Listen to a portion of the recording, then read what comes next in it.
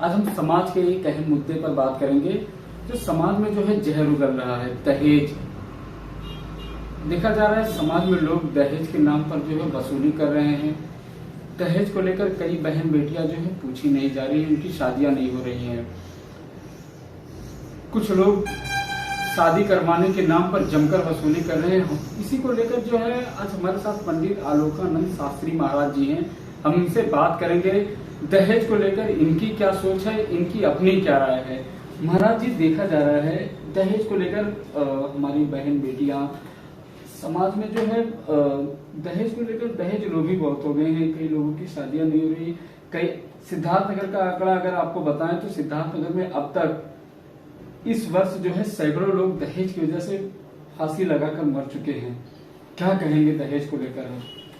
देखिए, पहले तो मैं आज के युवाओं से हाथ जोड़ करके प्रार्थना करूंगा कि आप पढ़े लिखें और इतना धन कमाएं कि आपको कभी किसी से कुछ मांगने की जरूरत ना पड़े। बेटियों के लिए भी मैं निवेदन करूंगा कि इतना पढ़े लिखे संस्कारी हों कि उन्हें दहेज देने की जरूरत ना पड़े। देखिए भैया, दहेज एक अहम मुद्दा है हमारे समाज का, जिसके कारण सीता झोपड़ी में रो रही है और सुर्पनखा महलों में जा रही है। आज जो संस्कारी बेटियां हैं, जिनके पास संस्कार है, जिनके पास मर्यादा है, जिनके पास चरित्र है, लेकिन उनके पिता के पास धन नहीं है, इसलिए वो कहीं जो है अच्छे घर में नहीं पहुंच पा रही है। इसका कहीं ना कहीं ये पूरा समाज दोषी है। और आज जो घरों में कलह चल रहा है, कलेश चल रहा है, तमाम प्रकार की व्यवस्थाएं चल रही हैं, परिवार बिखर रहा है, इसमें कहीं ना कहीं दहेज का अहम मुद्दा है। देखिए, दहेज देना बुरा नहीं है, दहेज लेना बुरा नहीं है, लेकिन जब दहेज में जब पिता का कन्या का पिता प्रेम से अगर कुछ देता हो तो उसे कहते हैं दहेज। लेकिन अगर कोई मांग रहा है तो दहेज नहीं हो सकता, उसका नाम भीख है। और भीख मांग करके एक तरफ तो आप लक्ष्मी ला रहे हो घर पे, और घर पे लक्ष्मी ला करके आप अपने घर की शोभा बढ़ा रहे हो, आप उसका स्वागत कर रहे हो, सत्कार कर रहे हो। अब जिस पिता ने कर्ज लेकर के, जिस पिता ने खेत बेच करके, जिस पिता ने घर गिरवी रख करके, जिस पिता ने समाज में अपना सम्मान गिरा करके पैसा इकट्ठा किया हो केवल बुलेट देने के लिए, कार देने के लिए, फ्रिज, वॉशिंग मशीन, टीवी देने के लिए, तो वो देता ही अपने बेटे को जो उसकी सामर्थ्यता है। लेकिन जो आज लोग मांग करके समाज में जहर घोल रहे हैं, जिसके नाते कितनी बेटियां आत्महत्या कर रही हैं, कितने परिवार बिखर जा रहे हैं, और कितने पिता तो इसलिए बेटियों को गर्भ में मार दे रहे हैं कि भैया बेटी होगी तो दहेज देना पड़ेगा। तो उन युवाओं से और इन समाज के पढ़े लिखे लोगों से मैं हाथ जोड़कर भैया आपके माध्यम से ये प्रार्थना करूंगा कि पहले तो दहेज लेना बंद करें। अगर बेटी का बाप प्रेम से कुछ दे रहा है उसको स्वीकार करके देखें। अगर घर में उनके धन धान्य की वृद्धि ना हो तो फिर करें, है? लेकिन अगर आप मांग करके ले रहे हैं, किसी को सता करके ले रहे हैं, तो मैं शास्त्रों से कह रहा हूं कि जीवन में उस घर में कभी बढ़ोतरी नहीं आती, उस घर के मालिक पर हमेशा कब्जा बना रहता। एक पैटर्न आया है, कहा जाता है गांव देहात में कि फलनवा का लड़का इतना दहेज पाया, तू कब शादी करेगा, तेरे शादी में मैं इतना दहेज लूंगी। एक माँ और उसका परिवार कहता है। इसको किस नजरिए से देखा जा सकता है? उन लोगों के लिए क्या कहेंगे आप? देखिए, पहली बात तो ये है कि बेटी कोई संपत्ति नहीं है। ये दुनिया अगर एक गुलशन है तो नारी उसकी वाणी है। अवसर बन जाए दुर्गा है, अवसर बन जाए काली। ये संसार का अगर समाज में कहीं रिश्तों का मर्यादा बना हुआ है तो बेटियों की वजह से है। बेटा पढ़ लिख करके इसलिए ना पढ़ाई लिखाई हुए करे कि उससे हम दहेज लेंगे या किसी के बाप को हम परेशान करेंगे। पहली बात ये ओछी मानसिकता है कि हम अपने बेटे को ये मांगेंगे, हम ये करेंगे, हम ये करेंगे। अरे जब तुम्हारी बेमत नहीं है तो तुमने इतनी व्यवस्था लगा करके पढ़ाई लिखाई है क्यों? आप किसी मंदिर में, किसी गुरुद्वारे, किसी धर्मशाला के सामने बैठा दे तो भीख मांगता, भीख मांगने में ज्यादा पा जाता है, दिन में 2-4 लाख पा जाता है ना। लेकिन अब आप केवल इसलिए बेटे को पढ़ा रहे हैं कि हम उसको बेचेंगे। ध्यान दीजिएगा भैया, शास्त्र में लिखा है कि जिस पिता ने दहेज लेकर के अपने बेटे का विवाह किया है वह पिता कभी पिंडदान का अधिकारी नहीं हो सकता। उसके द्वारा दिया गया पिंडदान, जलांजलि, वह पिता जीवन में नहीं पा सकता। वो सैकड़ों बार गया यात्रा कर ले। तो जिसने अपने लड़के को दहेज के नाते बेच दिया है, उसका दिया हुआ कोई ना अन्नदान, न पिंडदान, न जलदान, न पूजन पाठ देवता स्वीकार करते, न पितृ स्वीकार करते। विवाह शास्त्रों में विवाह का मतलब क्या होता है, शादी विवाह? देखिए, विवाह का मतलब अब शास्त्र की बात अगर हम करें तो शास्त्र की बात यह है कि विवाह का मतलब होता है योग। दो परिवारों का जोड़ ही क्या है, विवाह है। और विवाह का अगर शाब्दिक अर्थ देखा जाए तो विवाह, आप जब विवाह करके लौटते हैं और जब जहां विवाह करने गए हैं वहां के लोग कहें वाह, लिया कुछ नहीं लेकिन देखो सबका इतना सम्मान किया। आपके समाज वाले कहें वाह, जिस बिटिया के पिता के यहाँ गया था इतना सम्मान किया। और जो लोग साथ में गए हैं वह उस वर के लिए वाह वाह करें कि भैया इतना पढ़ा लिखा था, इतना धनवान घर का लड़का था, लेकिन एक पैसा नहीं लिया।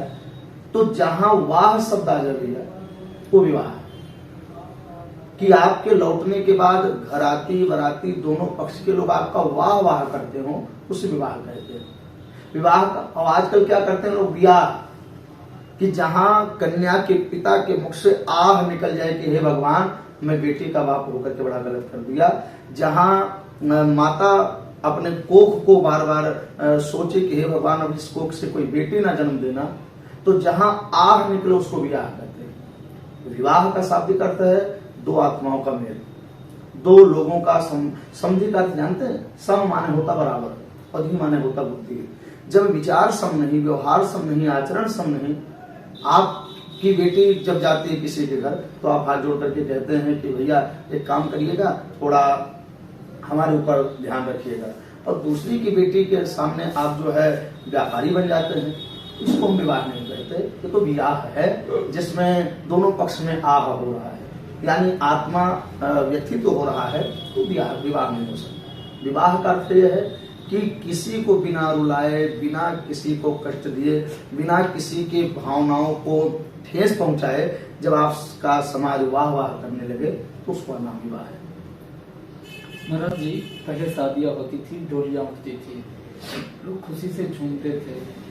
पहले दहेज लेना देना ये सारी चीजें नहीं थी, अब डिमांड हो गया है, ये चाहिए वो चाहिए, ऐसा करना है वैसा करना है, यहाँ का बावर्ची बुलाना, ये करना वो करना। पहले में और अब में क्या अंतर देख रहे हो आप भी तो लगातार शादियां करवाए हैं। देखिए ऐसा है, हम तो जहां तक मान रहे हैं कि आज विवाह हो ही नहीं रहा है। आज तो अंग प्रदर्शन, धन प्रदर्शन और समाज के लोग ये जान जाएं कि मैं बड़ा संपन्न आदमी हूं, बस अपने पैसे का दुरुपयोग ही आज का विवाह है। आज की भाषा में अगर कहा जाए, विवाह का मतलब ये होता था पहले के समय में, और आज के समय भाव ये है कि पहले जब कोई लड़का ब्याह करने जाता था तो उस समय गांव का प्रत्येक व्यक्ति, समाज का प्रत्येक व्यक्ति बड़ा उत्साहित होता था।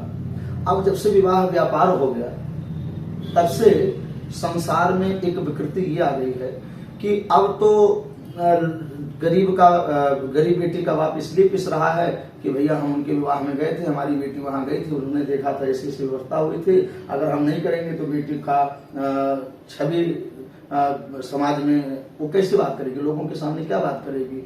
तो वह उसकी प्रसन्नता के लिए चाहे घर बिक जाए, चाहे खेत बिक जाए, चाहे वो आत्महत्या कर ले, चाहे वो समाज में बहिष्कृत हो जाए, उससे समाज को लेना देना नहीं है।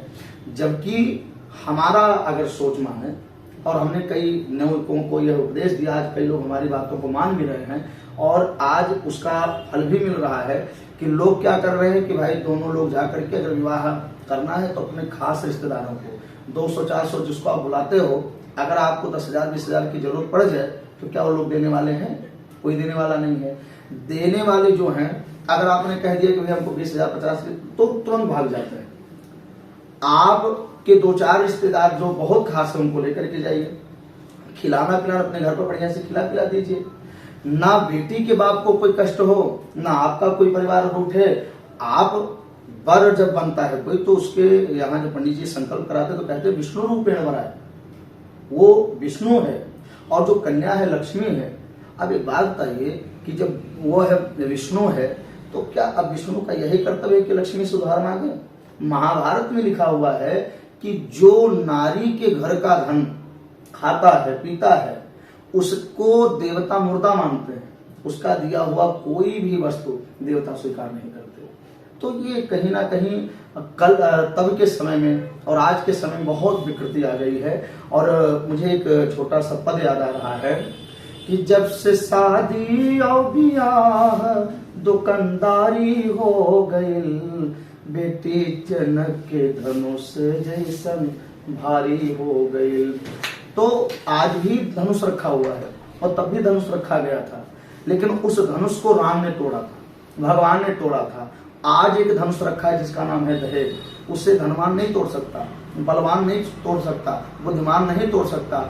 आज उस दहेज रूपी धनुष को अगर कोई तोड़ सकता है तो हमारे भारत देश का कोई नौजवान तोड़ सकता है। और ये प्रत्येक नौजवानों को संकल्प लेना चाहिए कि मेरी बहन अगर दहेज के कारण आत्महत्या कर लेती है या गलत मार्ग पर चली जाती है, तो अगर हम दहेज मांगते हैं तो उस बेटी के बाप पर या उस बेटी के भाई पर या उस बेटी के ऊपर वह प्रभाव पड़ सकता है। तो उस पर उनको विचार करके कम से कम दहेज से अपने आप को मुक्त करके रखना चाहिए। और फिर आप महाराजा, दूल्हे राजा, क्या कहा जाता है, दूल्हे राजा। अब यार राजा होकर के दरिद्र की तरह काम कर रहे हो तो फिर राजा बनना छोड़ दो, दरिद्र लिख दो, दूल्हे दरिद्र, काहे दूल्हे राजा लिख करके जाते हो। और अगर राजा हो तो राजा का कर्तव्य है कि वह विधिवत रूप से जाकर के व्यवस्था बनावे और खूब लुटाओ फटाओ। और बेटी का बाप अगर एक तुलसी का पत्र लेकर के आ जाए तो उसको सहर्ष स्वीकार करके कह दे कि वाह बहुत कुछ समय मिल गया, तब तो दूल्हे राजा है। तो फिर काहे के दूल्हे राजा बने घूम रहे हैं। तो ये नवयुवकों को सोचना चाहिए, हम राजा हैं तो राजा का पद, राजा की गरिमा हम बना करके रखें, दलितों वाला काम ना करें। महाराज जी, विदाई होती थी, लोग अपनी कन्या विदा करते हैं, अपनी बहन को विदा करते हैं, लेकिन आज इस दहेज के युग में ये माना जाता है कि एक बाप, एक माँ, एक भाई, एक बहन अपने भाई को बेच रही है, अपने बेटे को बेच रही है और अपने जो है बड़े भाई को बेचा जा रहा है, छोटे भाई को बेचा जा रहा है। आज कल के युग में ऐसा नहीं देखा जा रहा है कि दहेज के लिए कोई अपने भाई को बेच दे रहा है, कोई अपनी बहन को बेच दे रहा है। इसको लेकर क्या कहेंगे आप? जाको प्रभु दारुण दुख देही और ताकर मति पहले हर देही। जिसको लिखा हुआ है कि जिसको भगवान दुख देना चाहते हैं उसकी बुद्धि पहले भ्रष्ट कर देते हैं। अब आप विचार करना कि पहले आप कोई एक प्रमाण दिखा दीजिए कि जहां, हाँ, शिव जी का जब विवाह हुआ, राम जी का जब विवाह हुआ तो उसमें राजा जनक ने दहेज दिया, शिव जी महाराज हिमाचल राज ने भी दहेज दिया। लेकिन उस समय जो दहेज दिया गया तो हाथ जोड़ करके कहा गया कि महाराज भोलेनाथ, हम आपके शरण में हैं, आप हमारी बिटिया को ही अपना दहेज समझिए। क्या करें, हमारी बिटिया को ही दहेज समझें। और उसके बाद जनक जी ने भी दहेज दिया, लेकिन जहां पिता प्रसन्न होकर के जो देता है ना, और कन्या के पिता के प्रसन्नता में लड़के का पिता प्रसन्न होकर के उसको सहर्ष स्वीकार कर लेता है ना, तो वह धन हमेशा हमेशा के लिए बढ़ोतरी ही करता, वह घर में कोई दरिद्रता नहीं लेकर के आता। और जब आप दहेज मांगते हैं तो कन्या का एक मानसिकता बन जाता है कि जिसने मेरे पिता का अपमान किया है, जिसने मेरे पिता को नहीं छोड़ा है, अब उसके सम्मान का भाव रहे चाहे ना रहे। अब जब वो आपसे लड़ेगी झगड़ेगी, अब एक बात बताइए कि जैसे आप होटल बुक कराते हैं तो 2000 रुपया 2500 रुपये में, अब आपके पास एक फोन होता है, भैया हमको ये चाहिए, वो ला करके देता है। अब जिस बेटी के बाप ने दूल्हे को खरीदा है, अगर वह भी बैठ करके चारपाई पर, पलंग पर, कुर्सी पर अपने पति से, अपने ससुर से, अपने सास से चाय मांगती हो, तो मुझे लगता है कहीं कुछ बुराई नहीं है, क्योंकि उसके बाप ने भी तो लड़के को खरीदा हुआ है, परिवार वालों को खरीदा हुआ है। तो अब वो बहू नहीं रह गई, वो लक्ष्मी नहीं रह गई, वो मालकिन है। और उस मालकिन का कर्तव्य है कि वह जो है अपने नौकर से कोई भी कार्य करा सकती है।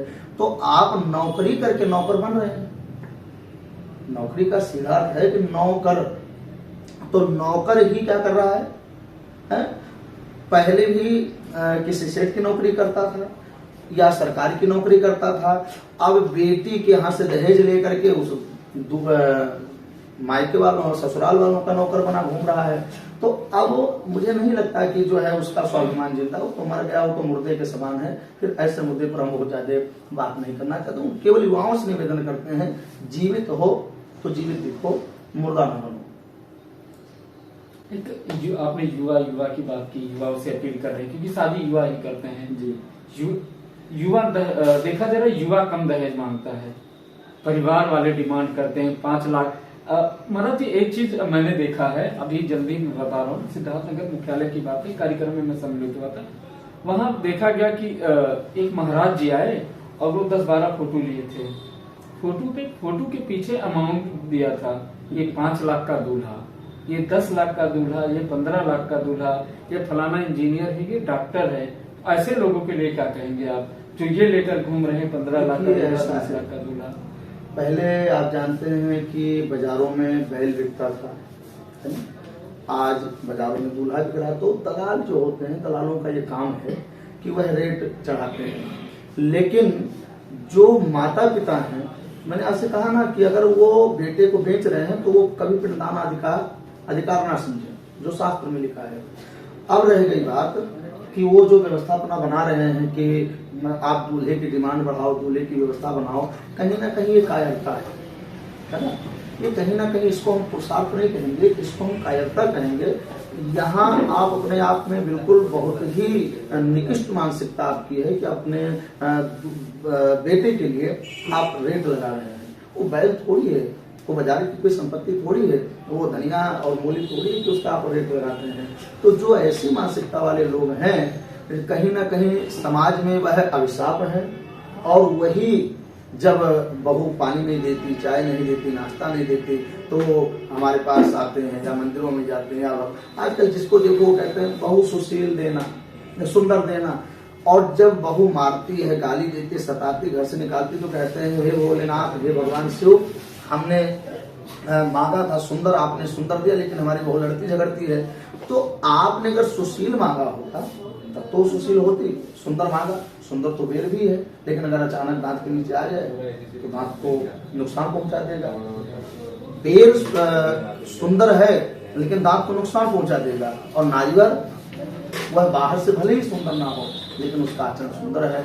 जब आप यह भाव रखते हैं कि मेरे घर लक्ष्मी आए, मेरे घर मेरी सेवा करने वाली बहू आए, तो वह हो सकता है कि नारियल के तरह थोड़ा सा सुंदर ना हो, लेकिन उसका भाव इतना अच्छा होगा कि वह बुजुर्ग कभी भूखा नहीं मरेगा। तो ऐसे में हमारा निवेदन उन बुजुर्गों से, उन माताओं से, उन बहनों से, उन बेटियों से कि जो अपने भाई का, बेटे का दहेज तय करती हैं या उनका डिमांड बढ़ाती हैं, तो उनसे निवेदन है कि वो इसको सोच विचार करके आगे से ऐसा कार्य न करें। और विवाह का समय चल रहा है, तो मैं खास करके समाज के लोगों को आपके माध्यम से निवेदन करूंगा कि ऐसी प्रकृति को समाज से दूर करें। फिर हमारा भारत सोने की चिड़िया तो था, है और आगे भी अच्छे ढंग से इसका मर्यादा बना रहेगा। ये मेरा निवेदन है। हमारे साथ पंडित आलोकानंद शास्त्री महाराज जी, इन्होंने बताया दहेज लेना कैसा है और दहेज लेने वाला कैसा होता है और देने वाले की क्या कंडीशन होती है। फारूकी अमीन, सिद्धार्थनगर।